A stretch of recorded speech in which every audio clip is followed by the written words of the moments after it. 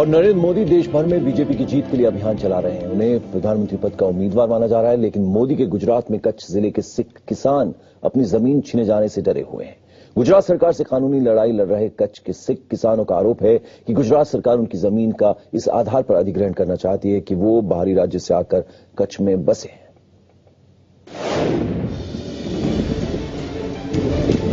गुजरात के कच्छ में पाकिस्तानी सीमा से सटा नरा गांव। कभी ये गांव खारे पानी वाले बियावान रेगिस्तान के सिवा कुछ नहीं था, मगर आज इस जमीन पर हरी भरी फसल लहरा रही है।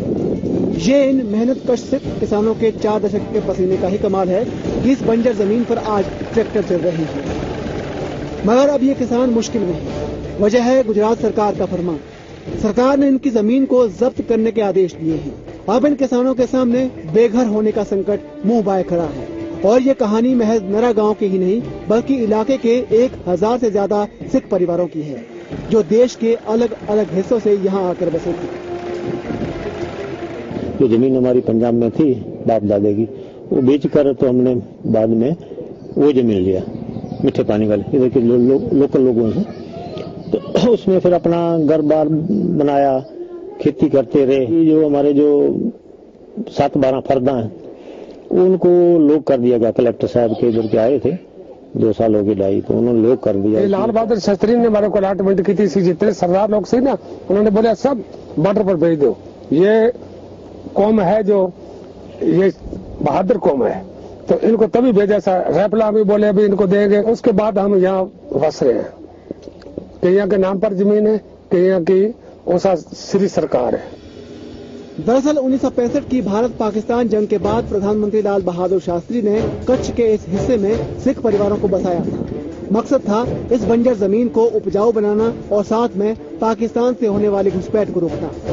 मगर साल 2010 में गुजरात सरकार ने 1948 के बॉम्बे लैंड और टेनेंसी एक्ट के तहत किसानों को नोटिस थमा दिया।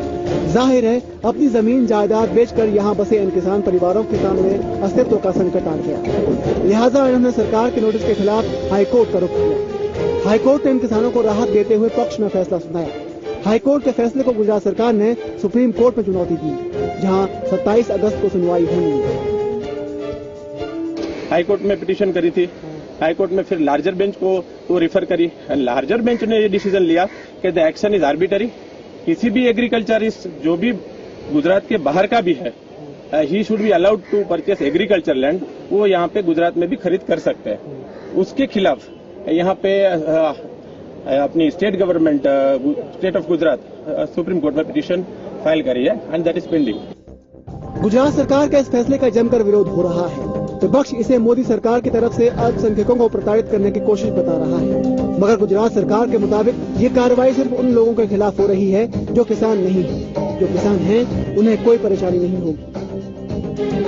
ओरिजिनली जो किसान है उनका इशू नहीं है। जिनको मान लो गवर्नमेंट ने जमीन दिया है, अगर ऐसा कोई आदमी है जो बोलता है मुझे गवर्नमेंट ने जमीन दिया था, मतलब यहाँ उसके फादर को दिया था, ऐसा कोई आदमी आता है और मान लो उसका कोई, मान लो अगर हमारे रिकॉर्ड पे मिलता है कि जमीन किया था, उसका तो हम लोगों ने कुछ नहीं किया। और अगर मान लो किसी के केस में ऐसा हुआ भी है तो वो तो करेक्ट कर सकते हैं, उसका कोई प्रॉब्लम नहीं है। सरकार चाहे कुछ भी तर्क दे, मगर इतना तय है कि इस फैसले से देश की सियासत अछूती नहीं रहेगी। आने वाले दिनों में नरेंद्र मोदी को विपक्ष के साथ साथ सहयोगी अकाली दल से भी निपटना होगा।